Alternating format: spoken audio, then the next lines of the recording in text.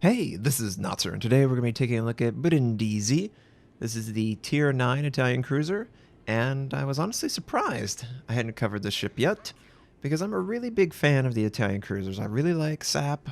I love the smoke. The smoke is really exciting for my DD brain. I can't wait for, hopefully, the Italian DDs to use this smoke or a version of it, but I'm really sad I haven't covered it for you guys. I'm sorry. There's just so many different things, and I think I lost track of time. But this is the Tier 9 Italian cruiser. How does it stack up to the Tier 10? Well, the Tier 10 has 15 203mm guns on 5 gun turrets. The Tier 9 has 12 on 4 gun turrets with the exact same reload. It has the exact same consumables. It has, honestly, very similar attributes. Rudder shift, turn rate, all this stuff, concealment, it all is working out as intended, as designed. Unlike the earlier lines in ship history, these recently released, the French DDs, the Soviet battleships, obviously the Italian cruisers, they have really good normalized stats across different tiers, and wargaming has worked pretty hard. You might have noticed that the French DDs, they receive some buffs and nerfs so that they fall in line. You know, the Tier 10's better than the Tier 9, the Tier 9's better than the Tier 8. Same thing applies to the Italians. This is more of the same if you enjoy this gameplay, and I certainly do, so I'm happy to confirm that, yeah, the Tier 9's great. It's just a little bit weaker than the Tier 10, as it should be. Now, Daddy needs a new pair of Dutch clogs, so we're going to try and alpha this guy right out of the game, because Ruten's using his hydro, his Dutch-German hydro, his good range that he can actually see the target on the other side of the island. Unfortunately, it looks like the enemy Friesland is not interested in giving up his shoes quite as quickly as I would have hoped. So in response, I needed to use my active smoke, instant stealth, and sure enough, there's a Zao out there. So we're going to work on this Zao. And this is what I really love about the Italians. You've never seen SAP before, and you've never seen this smoke before, and combining it together creates this ambush alpha cruiser specialist that a lot of times has the same heavy alpha of like a battleship, and you wouldn't normally associate battleship level of alpha with a cruiser. In fact, that's never existed in the game outside of a crazy broadside AP, on a target. And a crazy broadside AP from a battleship, it's 20 to 60,000 damage. I mean, it's a huge number. We're not really in that range. We're more in the 10 to 15,000. Which is still massive. I mean, that is a huge number. But that happens once every 20 seconds. 17.5 if you're using the reload module, and even faster if you have a drill rush. So it's the slowest reload in the game for cruisers. You gotta work with that. If something like the Atago is not appealing, well, I don't really know that you're gonna be appealed by the Italian cruiser design, because this is more of that style of shooting. But for me, it's great. And for this Tier 9, we can operate quite well.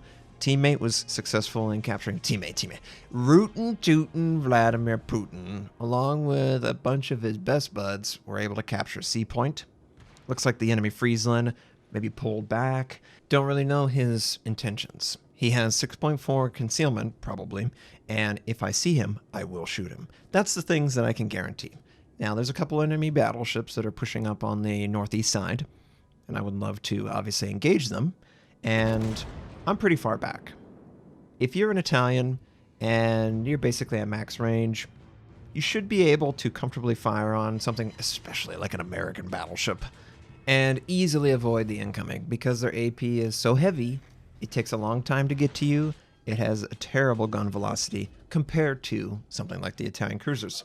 So this is ideal situations for me. I do not feel threatened at all by this American battleship at this kind of range. I can only contribute to try and help my team wear him out. And of course, our first placement is right on the protected area where he didn't penetrate anything. Probably on his gun, probably something higher than 54mm of pin. Which, if you're familiar with semi-armor piercing, it operates a little bit like high explosive and AP. It does a little bit more damage than AP. So if you were to theoretically Citadel with semi-armor piercing, and yes, I've seen it before, it's weird, I don't know if it's a bug or not, you would theoretically have a higher damage per minute compared to AP. You might be wondering, well, what's the point of AP? Is AP supposed to be the highest damage? Well, no. AP, up until now, isn't the highest damage. AP is more of a guarantee. If the target shows too much side and you don't have enough armor penetration with your sap, you can still fire AP and do quite well. In this game, I do find a situation where I do make use of the AP, and you know, it's a risk versus reward style conversation that you have to make when you're using AP on the Italians. Am I going to enter the Citadel and have minimal overpin? If I'm going to do those two things, then the AP is great. But if I am not going to enter the Citadel, and there is going to be a fairly reasonable chance of overpin, then semi-armor piercing is the only option. Because why would you fire a weaker damage output ammo in an inefficient situation? You wouldn't. Nobody does that. And that's the situation with sap. You're going to fire sap probably 80 or 90% of the time, but those few times where AP's better or you can't possibly bust through the armor, well, then you're going to fire AP. And that's cool. That's fine. This Zhao, though, he is really interested in pushing forward, and every time he pushes forward, he's pushing into my range. Now, I didn't want to openly fire and have multiple enemies shoot at me, so I choose to use my exhaust smoke consumable, and I was still firing sap, so I plan to fire sap unless presented with something that I can punish, and I think we are presented with something we can punish. So we unload sap, switch to AP, and wouldn't you know it, he drops off detection. I am considering using my aircraft. I don't want to have to do that, and ooh, he took quite a bit of damage there. But he did angle in a little bit, so I'm trying to make sure that he'll maybe soften his angle so I can pin his Citadel. Doesn't really do that. If I would have fired sap, I probably would have done 3 to 4K with that salvo. Clearly, doing that much more would have been worth it. And I committed to holding another AP salvo, and I was like, oh man, this is not going to work out. But oh my, he is softening that angle. And we are able to punch right into that Citadel and knock him out. So it's always a risk versus reward. Do I want Citadels to kill the guy, or do I want to do really consistent chip damage? Which, you know, do it 2 or 3 times, might have ended up finishing him off. But 2 or 3 times is about 60 seconds, whereas if I would have done it once, that would have been done in 20 seconds. So that's what you gotta ask yourself. Is it worth it to risk it all for the biscuit? Sometimes it is. So we end up helping take out the Zhao, and that's our first kill of the game. And we're trying to slow down the enemies, and once again, American battleships, North Carolina and Alabama. Oh, and there's an Iowa in the background too. 3 American battleships dealing with an Italian cruiser. No. It's like trying to deal with a Caba or a French DD. It's not very fun because they're really nimble and they're really thin and they're really fast. It's really difficult for those slow shells to keep up and to catch up. And you should take advantage of that, as I am. And we're firing sap because sap is where you want to fire it. I'm primarily aiming at the superstructure, but, you know, the drift is wherever it happens to land, maybe we can get some damage that isn't fully saturated. And while all this is going on, Rootin' Tootin' Vladimir Putin, he is just holding that left click down like a boss. Hold that button down. Don't do anything else, just hold the left button down, because he's obviously an HE spammer. And he's trying desperately to survive. He's actually in smoke. It's not drawn on my screen, but he's still in smoke. But I'm trying to slow down the North Carolina, which is then going to transition into slowing down the Alabama. And Rootin' Tootin', get the hell out of there. And he used Hydro because obviously he saw the torpedoes. And magically, the Nakizuki showed up. And it's the battle of the left clickers. Who can hold that left click harder? Looks like Rootin' Tootin' had the health advantage.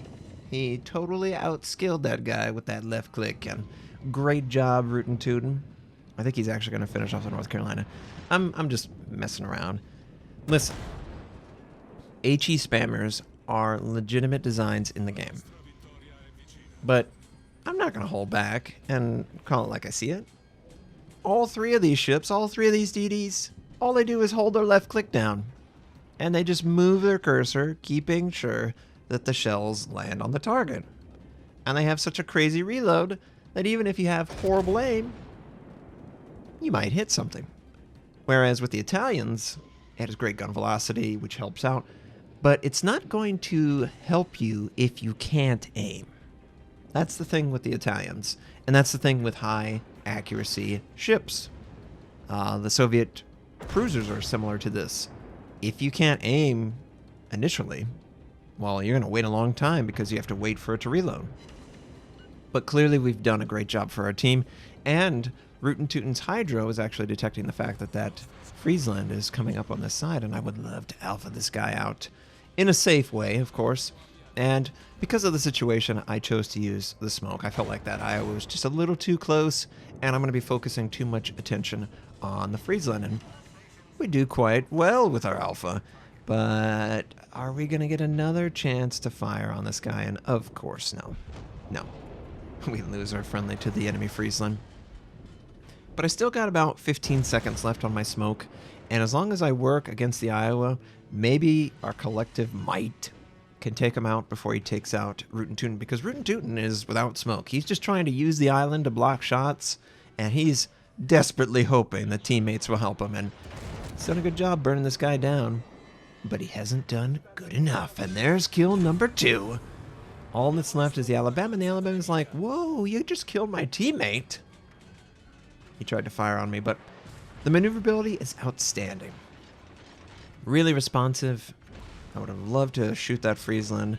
I have to basically take this damage without having any mitigation. I'm hoping that the island in between sea... Ooh, that was a big salvo.